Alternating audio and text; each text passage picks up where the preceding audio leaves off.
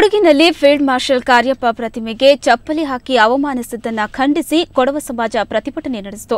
ಬೆಂಗಳೂರಿನ ಗಾಂಧಿ ಪ್ರತಿಮೆ ಎದುರು ಪ್ರತಿಭಟಿಸಿದ ಕೊಡವರು ಇದೊಂದು ಅಮಾನವೀಯ ಕೃತ್ಯ, ಇಂತಹ ಹೀನ ಕೃತ್ಯ ಎಸಗಿದವರನ್ನ ಕೂಡಲೇ ಬಂಧಿಸಬೇಕು ಅಂತ ಆಗ್ರಹಿಸಿದರು.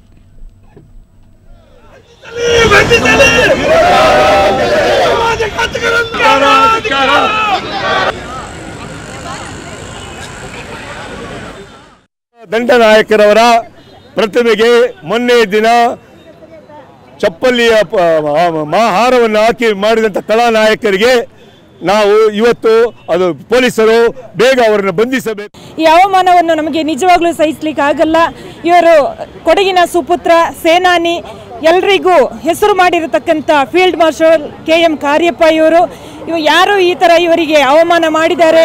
ಈ ಹೀನ ಕೃತ್ಯ ಮಾಡಿದವರನ್ನು ಆದಷ್ಟು ಬೇಗ ಬಂಧಿಸಿ ಅಗತ್ಯ ಕ್ರಮವನ್ನು ಕೈಗೊಳ್ಳಬೇಕಾಗಿ ನಾನು ನಿಮ್ಮಲ್ಲಿ ಕೇಳಿಕೊಳ್ಳುತ್ತೇನೆ.